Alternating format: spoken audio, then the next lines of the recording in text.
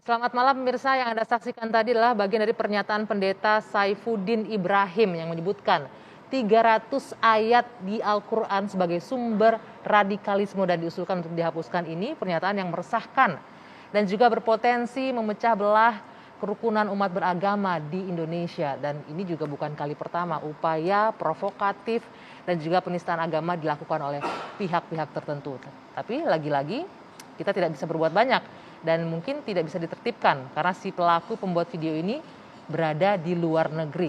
Lalu bagaimana kita umat beragama di tanah air agar bisa menerima ini dan tidak mudah terprovokasi dengan video-video yang berkonten seperti ini, dan apa pula yang bisa dilakukan oleh pemerintah untuk bisa meminimalisir dampak negatif dari video-video provokatif. Dan juga yang paling besar pertanyaannya adalah siapakah Saifuddin Ibrahim? Kami akan menggalinya lebih dalam di Dua Sisi malam hari ini.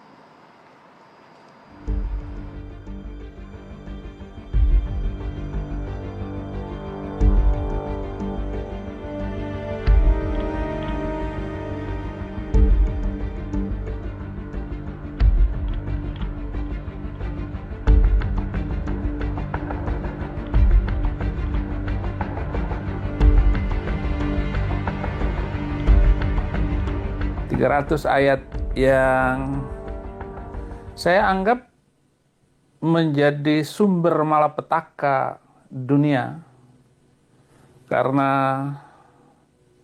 ayat-ayat itu yang mau dihapus itu tentang boleh membuat orang lain nyawanya hilang karena beda agama, boleh ngata-ngatain orang semaunya dengan bilang dia ya kafir lah. Oleh sebab itu saya itu bikin banyak orang marah. Oleh sebab itu saya minta kepolisian itu segera menyelidiki itu, dan kalau bisa segera ditutup akunnya, karena kabarnya belum ditutup sampai sekarang.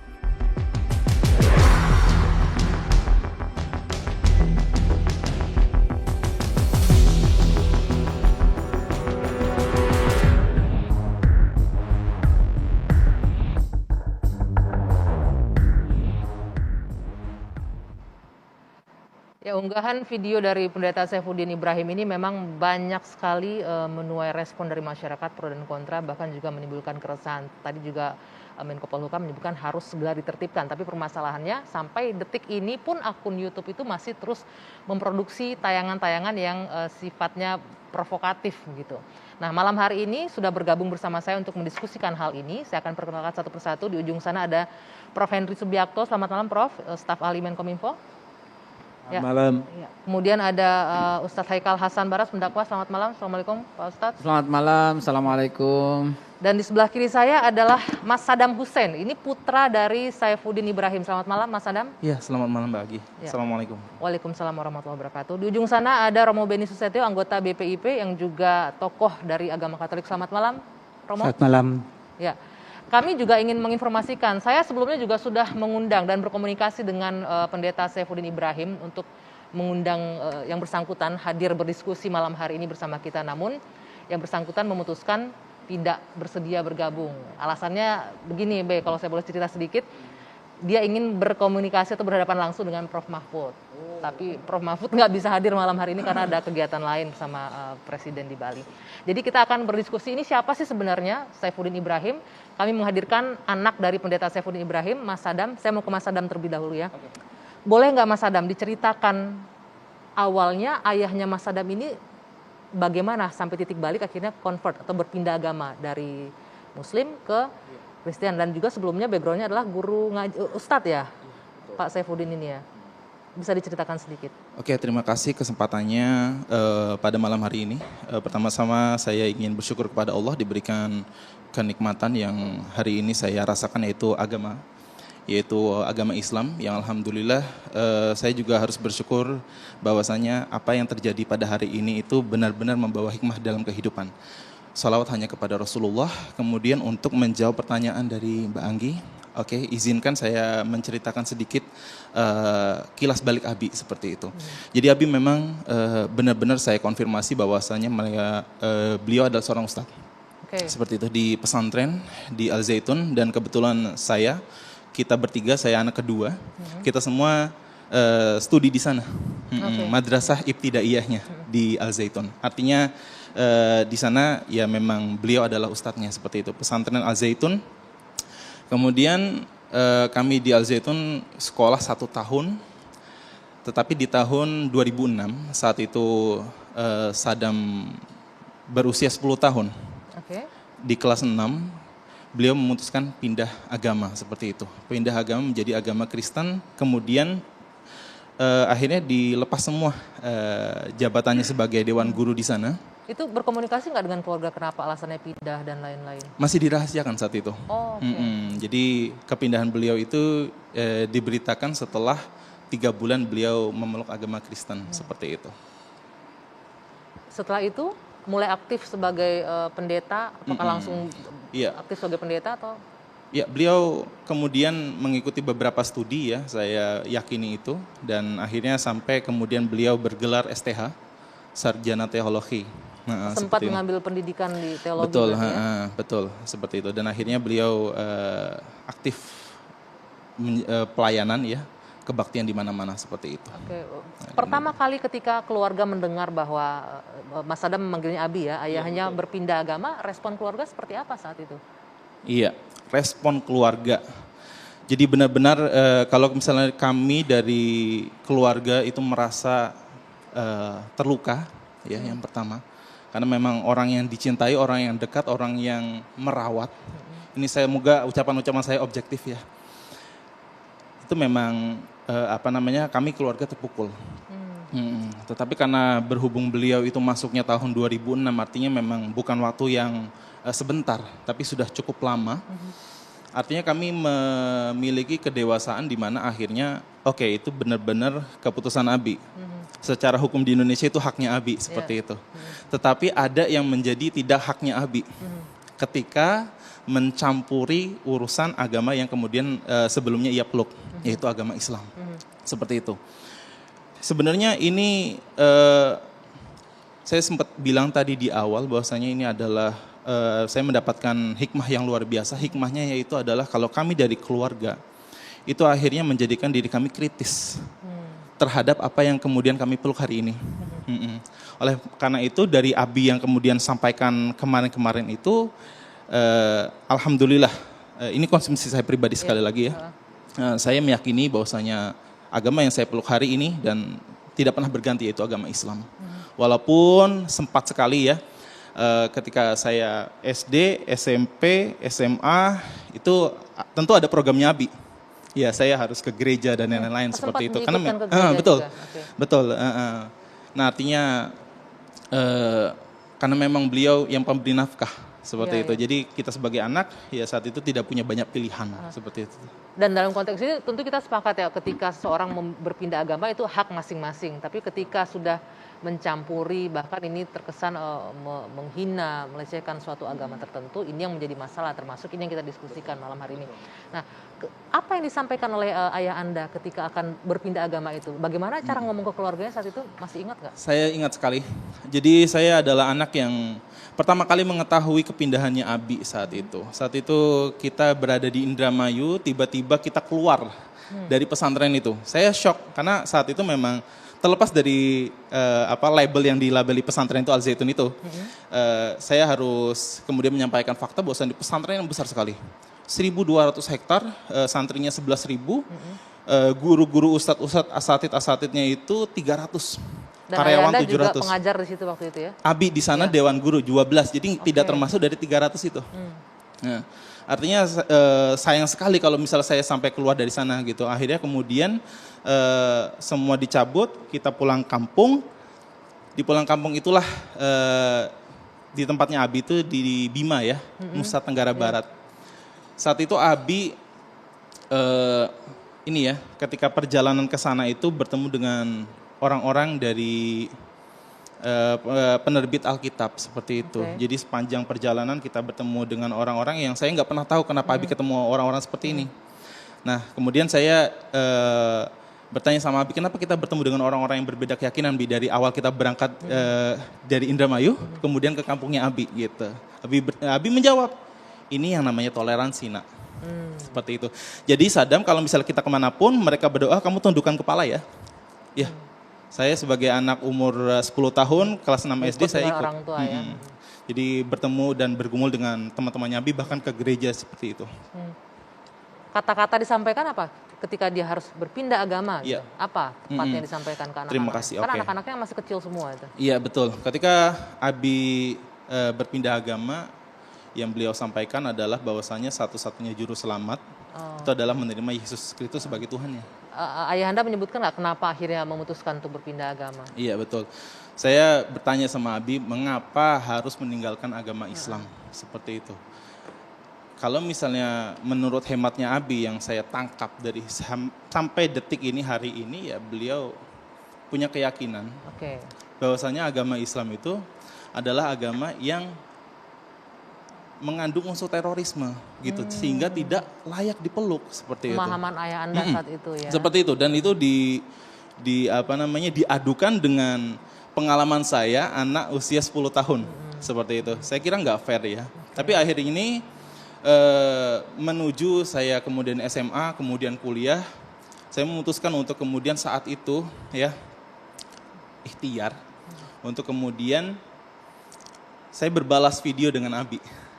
Seperti itu kita buat mengapa Abi sering kali kalau misalnya di gereja itu menyampaikan testimoninya gitu. Nah kemudian kita saling berbalas di YouTube. Oke.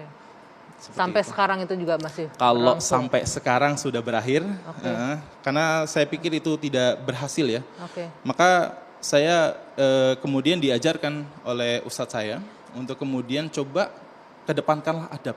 Oke. Sampai sekarang masih Daripada ilmu. Ya, masih berkomunikasi dengan ayahnya? Terakhir 4 hari yang lalu. Oke. Seperti Berada itu. di luar negeri ya, di Amerika saat ini. Iya, tapi beliau kami sampaikan berita-berita heboh di Indonesia, beliau terkesan bodoh amat gitu. Oke. Dan akhirnya ya sudah, ini pilihan Abi, tentu akan ada pertanggungjawabannya. Kalau misalnya mungkin nggak dipertanggungjawabkan di dunia, pasti akhirat adalah pertanggungjawaban seadil-adilnya. Baik, nanti saya masih akan berbicara banyak Mas Adam, tapi kita harus jeda dulu sejenak dan juga bapak-bapak yang lainnya. Kita akan berdiskusi selanjutnya usai jeda. Saat lagi. Saya lanjutkan kembali perbincangan di dua sisi. Sebenarnya masih banyak yang ingin kita gali Mas Adam ya, bagaimana proses perubahan itu. Terakhir Anda menyebutkan masih berkomunikasi ya dengan ayah ya, 4 hari ini. Biasanya ngobrol apa tuh kalau berkomunikasi belakangan ini? Apa yang didiskusikan? Iya. Jadi karena hubungan kami memang berbeda agama, kalau boleh jujur itu benar-benar lika-likunya itu luar biasa. Ini pergolakan hati Sadam ini sebenarnya sudah ya terluka, kemudian terhibur, itu sudah cukup banyak merasakan. Akan tetapi kalau misalnya untuk ditanya akhir-akhir ini ya, kalau dulu itu yang kita lakukan adalah ketika Abi membuat sesuatu yang kontroversial, itu kami balas. Tentu dengan santun, dengan hikmat, seperti itu. Membuat video dengan hikmat, tapi ya ternyata respon Abi marah. Karena kita diem-diem buatnya. Terus kita upload di YouTube, kita cari konten kreator yang memumpuni, yang viewersnya banyak, kemudian kita buat seperti itu dulu. Mas Adam sendiri tahu nggak video-video yang diupload oleh abinya Mas Adam ini di mana posisinya, di Indonesia kah atau di luar negeri memang? Kalau sekarang ini di luar negeri. Di luar negeri ya? Di Amerika ya, seperti itu. Mengetahui lokasinya di mana, komunikasi itu sampai sejauh itu? Tidak sedetil itu. Tidak sedetil sama sekali itu. tidak sedetil itu. Cuman ya yang jelas komunikasi kemarin ya kami cuman memberikan nasihat kepada Abi gitu. Bi udah kelewatan batas. Responnya gimana ketika Anda sampaikan itu? Ya sekali lagi Abi nyantai aja.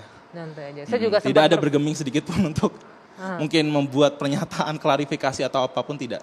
Dan kita bisa saksikan sendiri di YouTube-nya pun ya? sama saja. Masih tetap menaikkan Ngupload tayangan-tayangan dan ya berkeyakinan yang sama. Oke. Harus dihapus. Saya juga sempat berkomunikasi. Baru tadi malam kan kita mengundang untuk hadir di sini. Cuman yang bersangkutan tidak berkenan hadir tadinya. Oke. Saya ke Romo dulu ya, sebelum ke sebelah sini saya ke Romo Beni.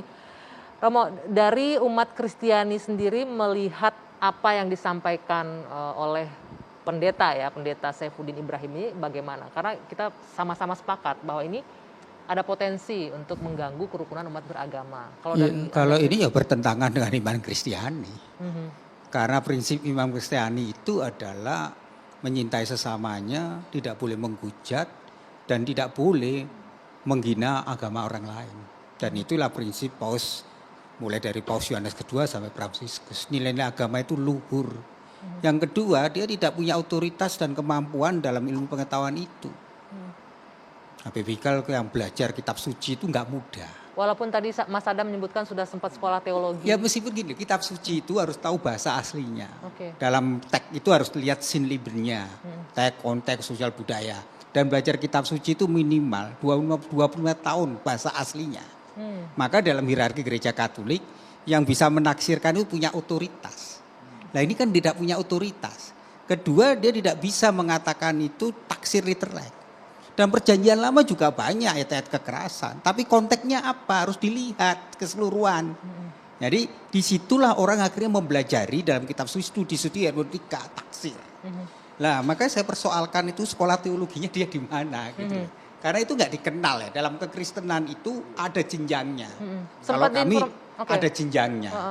Lah maka ini yang membahayakan menurut saya sepakat dengan sejak awal dengan Prof. Mahfud, ya segera ditangkap, diproses di pengadilan. Yang kedua, YouTube-nya harus segera ditutup. Lah kami berharap Kominfo itu mencoba mungkin bagaimana cara memblokir. Hal-hal semacam ini tidak boleh dibiarkan karena ini akan merusak keutuhan hidup berbangsa bernegara. Betul. Maka yang sekarang harus kita jaga adalah bagaimana kita membangun situasi umat beragama di Indonesia yang kondusif, yang rukun, yang damai ini jangan dirusak oleh provokasi yang dengan sengaja memprovokasi. Ya, Nah, betul. maka harus ada etika. Etika itu lebih tinggi dari hukum. Oke. Etika itu suatu kepatuhan pada suara hatinya. Jadi saya melihat ini ada masalah dalam etika dan suara hatinya. Sesuatu yang membuat keonaran, membuat kerusuhan, bahkan menjadi provokasi. Ini kan sebenarnya kalau kita bicara tentang nilai Pancasila, ini kan sebenarnya dia mengkhianati sila pertama. Siapa yang menyintai Tuhannya, itu kan menyintai sesamanya. Menyintai sesamanya itu siapa? Ya kita nggak boleh menghina keyakinan orang lain, tidak boleh membuat ujaran kebencian dan tidak boleh memprovokasi. Ya. Karena siapa yang menyintai sesama itu kan menjaga keutuhan persatuan. Ya, Lah, betul. maka dalam persatuan itu yang penting adalah orang itu menjawab bagaimana orang membangun persaudaraan. Lah ini kan nilai-nilai Pancasila dilukai. Ya. Jadi saya sepakat sejak awal mendukung Prof. Mahfud MD Oke. supaya polisi bergerak cepat untuk menangkap ini dan jangan dibiarkan ini merusak ruang kita, ruang publik kita. Betul, betul. Karena Jadi kita disampaikan di ruang dan publik dalam ya. kekristenan semua mengecam karena ini sebenarnya di luar kekristenan. Karena siapa yang mau menafsirkan menjadi ini? Karena saya bukan saya di Katolik juga ada punya kejelasan dan saya tidak tahu di dalam sistem dalam kekristenan ya. Karena itu bisa nanti dijelaskan oleh teman-teman komunitas. Baik. Karena banyak juga dalam kekristenan kan ada mainstream yang lain. Ya, ya, Tetapi kalau dalam gereja Katolik ini tidak akan bisa terjadi karena kita punya ada hierarkinya. Oke. Jadi ada strukturnya. Jadi ada otoritasnya. Bahkan dalam gereja Katolik itu menulis buku aja ada otoritasnya. Tidak boleh sembarang buku. Ada yang mengeceknya. Yang disebut oleh yang nanti ditugasin. Sehingga kita menjaga betul tentang, jadi prinsipnya begini loh. Tindakan ini sudah melanggar nilai-nilai Pancasila dan ini membahayakan keutuhan hidup berbangsa. Oke, baik. Maka ini harus segera ditindak dan diproses dan saya berharap polisi segera memprosesnya. Baik, sebelum nanti tadi menjawab itu segera diblokir dan lain-lain, sebelum ke Prof. Henry, saya ke Babe Haikal dulu. Babe Haikal, dari pandangan Romo Beni sendiri juga umat Kristiani juga tidak sepakat dengan apa yang disampaikan. Tadi kan disinggung tadi di awal itu 300 ayat katanya. Ini kan pemahaman seorang pendeta yang tadinya adalah seorang ustadz, seorang pengajar agama Islam. Apa yang bisa dijelaskan dari sana, Babe Haikal? Baik. Terima kasih. Begini. Pertama, saya ketika mendapatkan kabar tentang itu, saya berusaha menyelidiki ayat apa sih yang dimaksud dan kenapa sih ini masih begini. Dan saya juga mau melihat ternyata orang ini adanya di Amerika. Adanya di Amerika dan sama sekali tidak menunjukkan penyesalan, tidak menunjukkan klarifikasi, dan masih kekeh tetap minta 300 ayat ini dihapus. Ya, kita nggak menanggapi 300 ayatnya dulu. Yang saya mau kasih penjelasan begini loh. Kalau ada orang yang membunuh seseorang dengan pisau, adalah picik dan bodoh dan dungu sekali kalau seandainya semua penjual pisau ditangkap atau semua pisau itu terlarang. Jadi seperti yang Pak Romo sampaikan tadi, multi tafsir dalam perjanjian lama yang mengatakan juga banyak bunuhlah, dan itu yang diambil dalil sama Saifuddin Ibrahim dengan kalimat bunuhlah. Ini nggak bisa ditafsirkan seperti itu juga, sama seperti Pak Romo sampaikan tadi gitu loh. Harus ada ngerti bahasa Arabnya, nahusnya, sorofnya, balagohnya, mantiknya, ma'aninya, bayannya, asbabun nuzulnya, dan seterusnya, masih panjang sekali untuk bisa menafsirkan satu ayat. Tetapi yang kita sangat terluka minimnya aktivasi untuk mengambil tindakan lebih lanjut. Kenapa saya bilang minim? Mana tindakan yang nyata? Usulan Pak Prof Mahfud kita harus angkat topi, tapi tindakannya ya orang-orang yang berwenang itu belum ada kelihatan. Satu.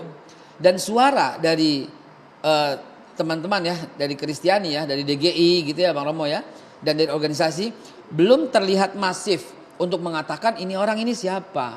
Apakah dia betul-betul seorang pendeta yang diakui oleh Dewan Gereja atau tidak. Kalau diakui, bagaimana tindakan DGI sendiri kepada orang ini. Kalau tidak diakui, ya berarti ikut mengecam. Karena betul-betul berbahaya bagi NKRI kita. Tadi, maaf saya potong sedikit Babe. Tadi kalau dikatakan tindakan aparat belum terlihat, pihak kepolisian sudah berusaha ini untuk mencari dan terima kasih informasi ini. Berarti sudah ada tindakan namun belum karena masih di Amerika. Ya, begitu betul. ya. Oke, terima kasih. Lalu kemudian, kalau dikatakan untuk edukasi untuk masyarakat, 300 ayat, itu saya meneliti satu persatu. Ini orang nggak paham sejarah. Nggak paham nasih mansuh, nggak paham asbabun nuzul, sebab apa dan kapan. Salah satu ayat yang dibilang menebar itu ya, misalnya surat Sof ayat yang terakhir ya. Waladina amanu halal dulu kumala tijaratin tunjikum min adzabin alim. Hai orang beriman, maukah saya sampaikan kepada kalian perniagaan yang pasti menguntungkan dan membebaskan kamu, yaitu apa? Berjihad. Berjihad di sini diartikan apa? Perang, membunuh. Kan bekerja dengan bersungguh-sungguh. Begitu. Lagi pula Al-Maidah misalnya 32. Ya, Pak Romo untuk ketahui juga. Dalam Islam membunuh satu orang dosanya sama dengan membunuh semua umat manusia. Dalam Al-Hujurat ayat yang ke-11, haram hukumnya menghina orang, memanggil orang dengan sebutan yang buruk. Sebutan yang buruk aja diharamkan, apalagi mencela. Nabi Muhammad SAW pada waktu Futuh Mekah, di mana beliau berkuasa penuh untuk mengusir, membunuh, membakar orang-orang yang non-muslim. Kenapa kan berkuasa penuh? Karena ini semua udah beres dan kemenangan di pihak Islam. Apa yang Nabi Muhammad katakan? Bukan kepada orang-orang ini, tapi kepada para sahabat. Dia memutar kudanya dan berkata, siapa yang membunuh mereka sama dengan membunuhku. Siapa yang menumpahkan darah mereka, menumpahkan darahku. Siapa yang mengganggu mereka sama dengan menggangguku. Bahkan orang-orang Kristen, orang-orang Yahudi, Nasrani, Majusi yang berada dalam perlindungan umat Islam, apa kata Nabi? Siapa yang mengganggu mereka, ini musuhku di hari kiamat nanti. Jadi Islam sangat gitu loh, melindungi, mengayomi, menjaga. Terus tiba-tiba ada narasi yang seperti ini.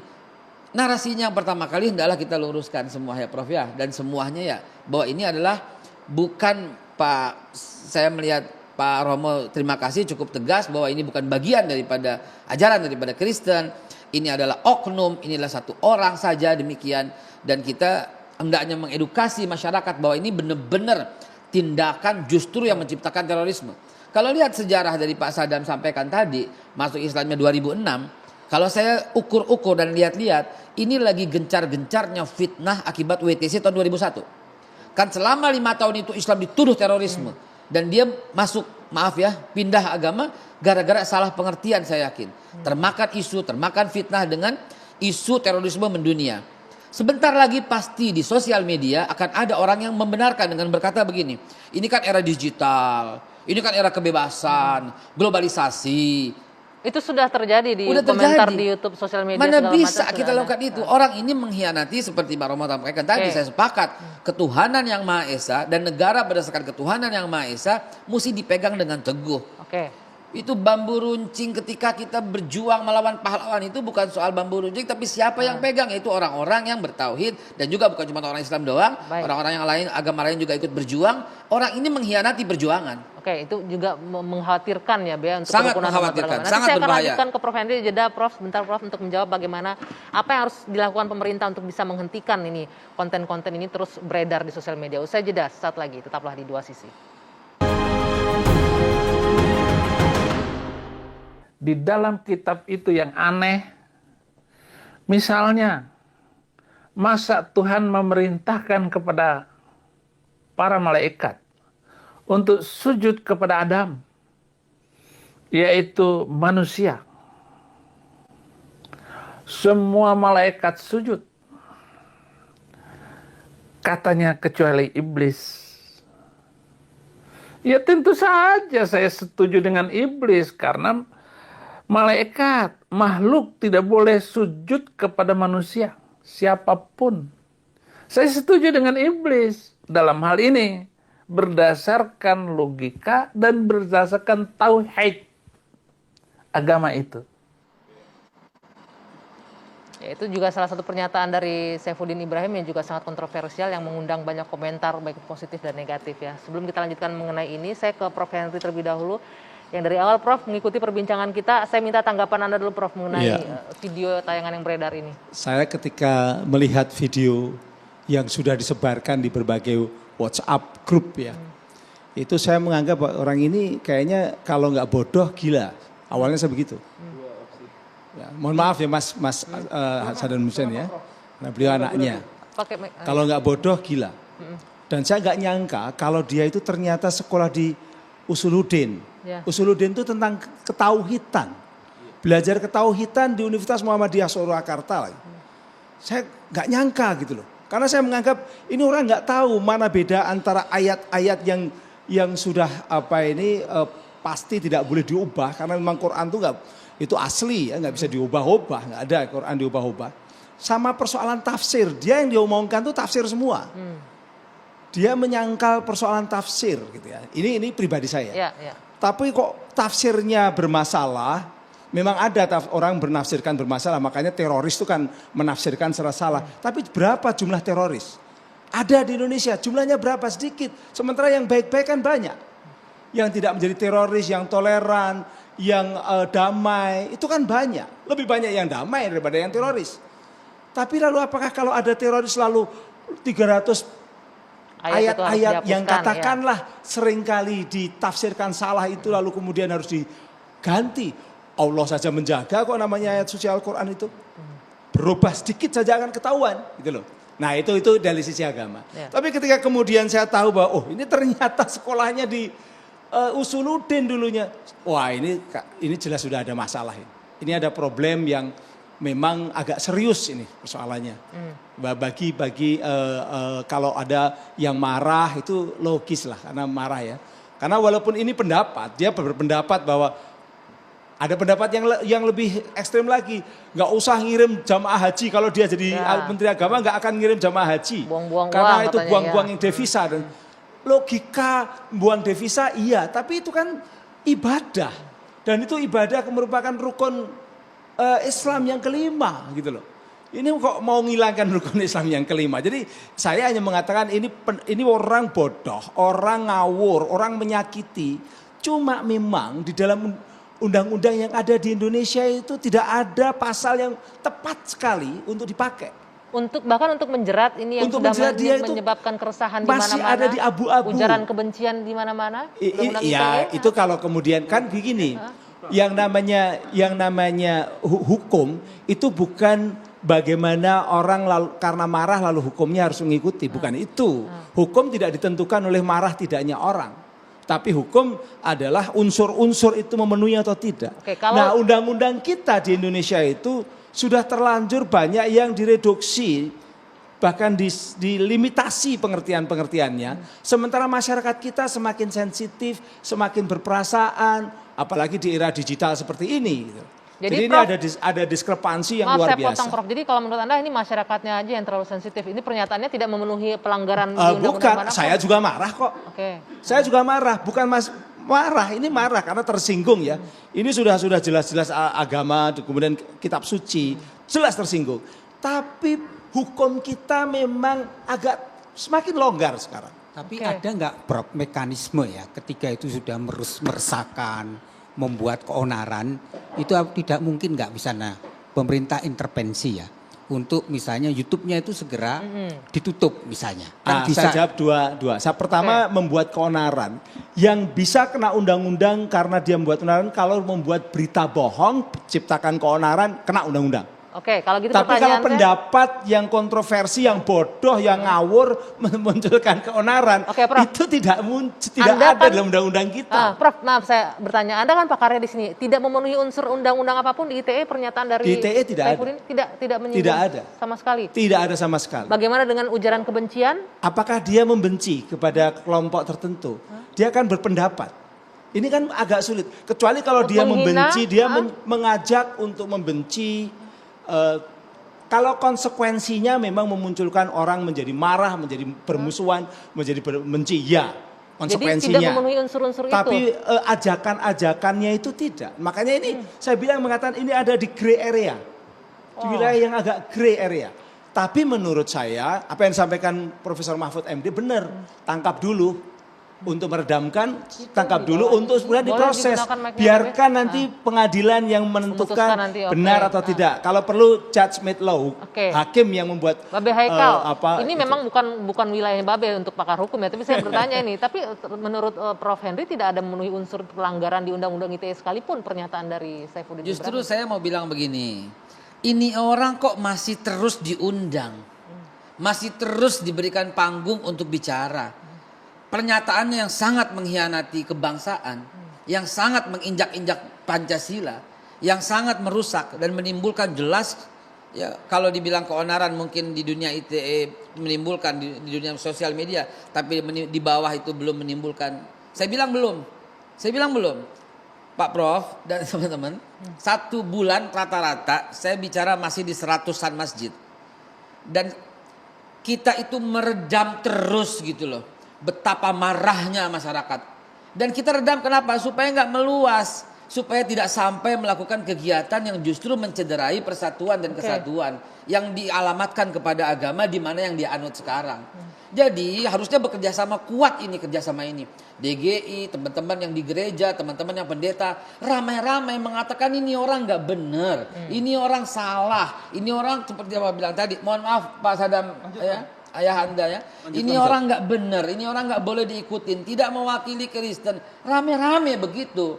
Jangan cuman misalnya, maaf saya hari ini 3 masjid hari ini, yang tadi barusan yang ketiga yang Isya, 3-3 aja topik yang sampaikan juga hati-hati. Jangan sampai kita ini karena rusak nilai setitik rusak susu sebelanga. Saya bilang begini aja deh, coba kita tantang kalau umpamanya bisa. Ayo diskusi. Saya bilang begini, buat 1 Quran kalau sanggup. Surat Tur ayat 34 Allah tantang. Kalau nggak sanggup Allah turunkan lagi. Surat Hud ayat 13, buat 10 surat kalau sanggup. Nggak sanggup turunkan lagi. Surat Yunus 38, buat 1 surat kalau sanggup. Nggak sanggup Allah tantang lagi. Surat Al-Isra 88, buat 1 surat. Ajak semua orang yang ahli bahasa Arab. Ajak semua malaikat kalau perlu. Ya tadi yang dia bilang, ajak semua orang-orang mana yang jago, orang nauzubillah lanatullah orang Israel, orang Amerika silahkan jago. Kalau nggak sanggup juga pakai komputer, pakai robot.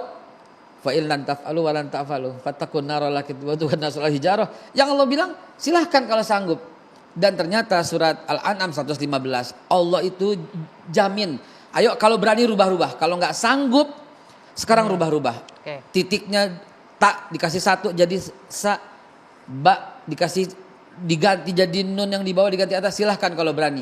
Kalau nggak sanggup juga surat Al-Hijr ayat 9. Kata Allah, kami yang turunkan. Inna nahnu nazzalna dzikra wa inna lahu hafizun. Kami yang turunkan, kami yang pelihara.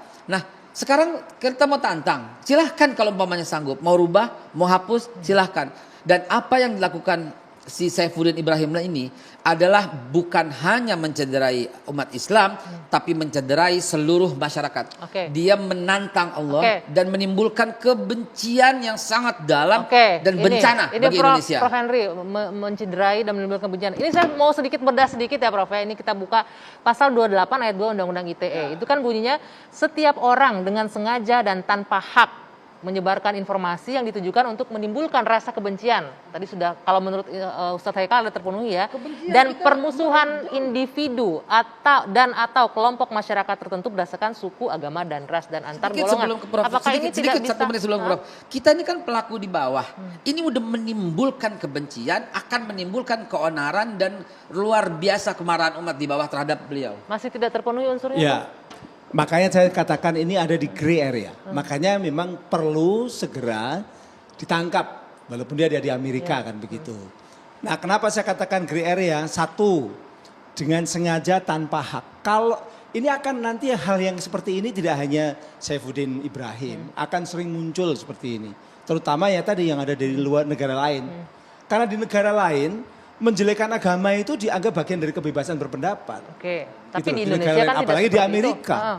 Di Amerika itu biasa itu yang namanya orang menyerang agama lain lalu dianggap itu bagian dari itu hak pendapat Oke, dia. itu di luar sana ya, Prof. Kalau Oh, konteks ini orang ini Indonesia, kan di sana. ya. Kan di sana. Dia merasa bahwa pakai hukum Amerika. Kalau dia di sini ya kan bisa pakai hukum Indonesia gitu kan. Walaupun undang-undang ITE itu disebut sebagai ekstrateritori, bisa sampai mana Iya. saja ya. Asal di negara yang bersangkutan itu bersama dengan apa yang terjadi di Indonesia. Oke. Makanya ada katakannya dengan sengaja tanpa hak. Kalau orang Singapura nyebarkan informasi judi nggak bisa ditangkap karena itu berhak dia di sana diperbolehkan. Jadi konteksnya Tapi di sini gini, di Bro. Amerika dia juga punya hak untuk bicara Nah, seperti tapi ini. saya setuju. Oke. Ini memang seperti Prof Mahfud katakan. Harus ditangkap Tangani segera. dulu, Oke, biarkan Prof. nanti pengadilan yang Oke, menjadi. Kan Prof. ada mekanisme, Pak. Ini kan sudah banyak yang protes ya, Prof ya. Ada dari semua lapisan masyarakat. Apakah keprihatinan ini tidak bisa menutup akun YouTube-nya? Nah, di situ Ini ya, jawab. sebenarnya kan ada mekanismenya. Oke. Apakah misalnya Prof ya, apakah ada upaya-upaya dari pemerintah untuk misalnya menyurati atau memberi warning supaya produk-produk dia ini karena ini membuat keresahan, apakah itu tidak bisa kita buat Baik. semacam supaya itu diblokir upaya itu? Oke, jawabannya nanti ya Prof. Kita harus jeda dulu Iya. sayang sekali. Kita lanjutkan usai jeda, 2 sisi saat lagi. Ya, kita lanjutkan kembali yang terputus tadi Prof. Silakan dijawab, bisa nggak itu akun YouTube-nya ditertibkan, ditutup kayak kanal YouTube-nya? Karena sampai hari ini, sampai sore tadi itu masih memposting video yang juga kontennya Ya, pertama begini, yang beredar itu ada yang dari YouTube, ada yang sudah di-download, di-save, kemudian dikirim-kirim lewat WA group. Kalau yang sudah dikirim-kirim lewat WA group itu tidak ada satupun kekuatan yang bisa men-take down. Oke, Karena tapi itu kalau sudah untuk menjadi akun YouTube bagian dari pribadinya? private communication. Oke, ya. kalau untuk akun YouTube pribadinya? Nah, sekarang YouTube itu kalau Kominfo yang harus menutup, maka Kominfo harus membuktikan bahwa minimal 50% dari konten itu bermasalah. Minimal 50%. Padahal Pak Saifuddin Ibrahim itu video-videonya itu lebih dari 500 lebih. Dalam kemarin ya 3 hari yang lalu aja udah 500 lebih di dalam akunnya itu. Maka kita harus membuktikan 250 itu bermasalah. Oke. Dan bermasalahnya adalah bermasalah bukan dalam hanya ukuran Indonesia, tapi dalam konteks comply juga dengan ukuran di Amerika. Harus comply dengan ukuran di Iya, Amerika? karena kalau mereka menganggap itu Oke. bagian dari kebebasan berpendapat, mereka juga kesulitan, ya tidak mau menutup. YouTube, Facebook terutama malah. Facebook itu paling sulit untuk diminta untuk nutup. Nah kemudian kalau kita akan lebih efektif nutupnya, itu kalau bukan hanya Kominfo yang melakukan permintaan, karena Kominfo itu sebenarnya dipandang dan diketahui hanya menjadi eksekutor. Maka yang kompeten adalah penegak hukum. Atau yang bisa menyatakan bahwa ini melanggar aturan atau melanggar hukum. Bisa kepolisian, Ya. bisa merupakan katakanlah misalnya ini Oke. memang agak susah ya. Oke, Prof. Ini gini deh, Prof. Logika sederhananya. Mungkin kita juga tahu nih, kalau untuk konten-konten pornografi misalkan di YouTube sekalipun kan bisa ditutup walaupun sumbernya di luar negeri itu. Ya, Tumblr juga sempat ditutup dan lain-lain. Itu kan semua dari Amerika semua. Itu bisa. Kenapa untuk konten yang negatif, berpotensi memecah belah bangsa ini kok agak susah? Ya, memang begitu. Memang karena apa? Kalau pornografi itu kan visible ya, semua orang kelihatan gitu. Kalau dia dan itu juga bisa Bedanya, membahayakan anak-anak begitu. Makanya lalu di sana juga ditutup karena bisa diakses oleh anak-anak. Karena kan sekarang malam di Amerika, pagi di Indonesia, dan itu seperti Prof, itu. misalnya kan tadi Prof mengatakan harus ada otoritas yang mengatakan itu. Iya. Misalnya kalau kepolisian mengatakan bahwa konten-konten ini membahayakan bagi misalnya keutuhan bangsa, membahayakan bagi ada potensi konflik, itu bisa nggak YouTube untuk menutupnya? Bisa. Yang ditutup itu ada dua kemungkinan, Pak. Satu yang biasanya dilakukan oleh YouTube yang agak lebih sering adalah menutup videonya, Pak. Dan ketika video itu tidak bisa diakses lagi, dia ditulis bahwa ini atas permintaan pemerintah Indonesia dengan catatan. Contoh seperti yang Babe alami ya, pernah di YouTube-nya ditutup ya? Pernah? Di Instagram saya yang sekarang ini kok sangat sensitif. Saya nulis sesuatu apapun yang ada hubungannya hilang.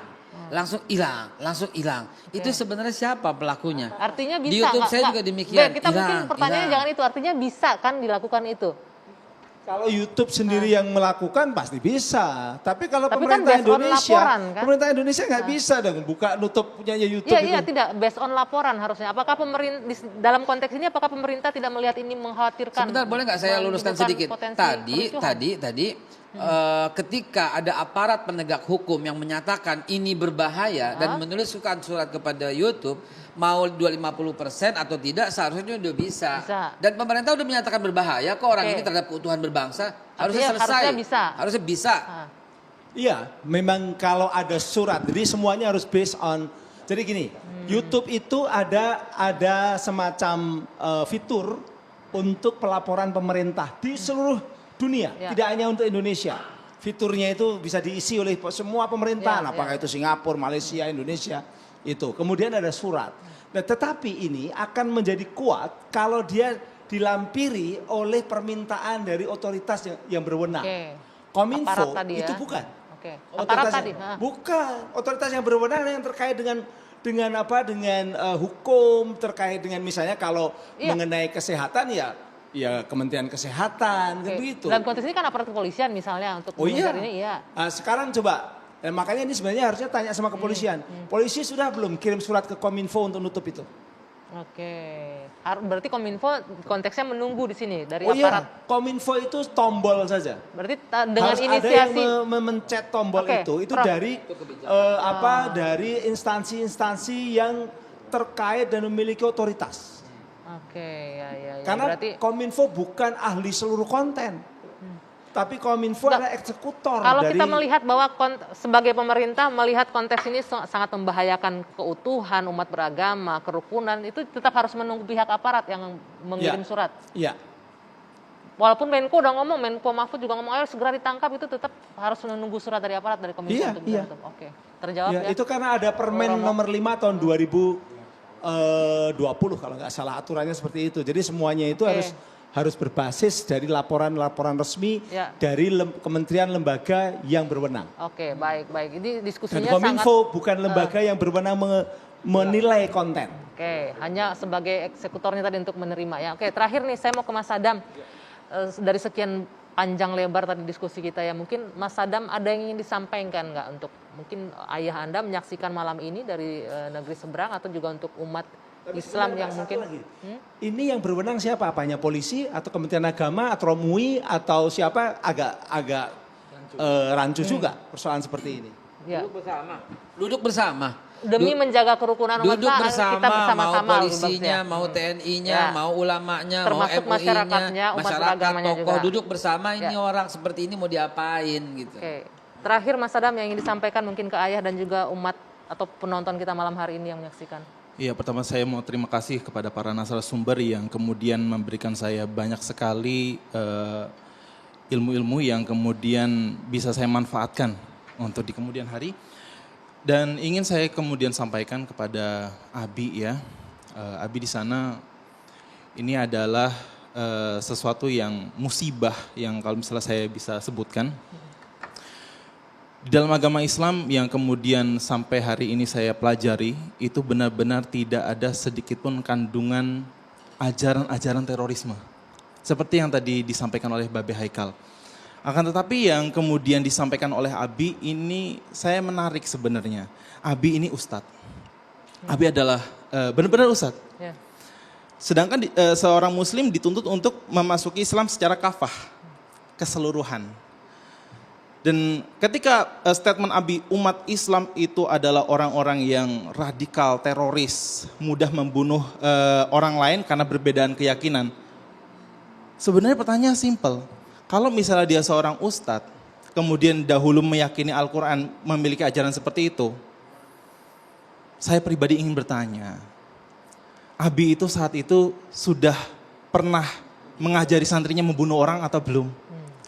Anak-anaknya ini 3 ini, saya, Saddam Hussein, Bang Fikri, dan juga Muammar Gaddafi, apakah pernah diajar Abi membunuh karena perbedaan keyakinan? Saya kira saya tidak pernah sama sekali. Artinya memang Islam tidak pernah mengajarkan hal tersebut. Baik. Seperti itu. Oke, baik. Terima kasih sekali Mas Adam sudah berkenan hadir. Romo Beni, Babe Haikal, Prof. Henry, terima kasih. Dan tentunya kita memahami bahwa kerukunan, keberagaman suku, agama, dan ras di Indonesia merupakan kekayaan bangsa Indonesia ya. Dan kita juga sepakat kerukunan umat beragama itulah kunci utama menjaga keutuhan bangsa. Kita sama-sama sepakat untuk itu dan mudah-mudahan kita bisa menjaganya bersama-sama.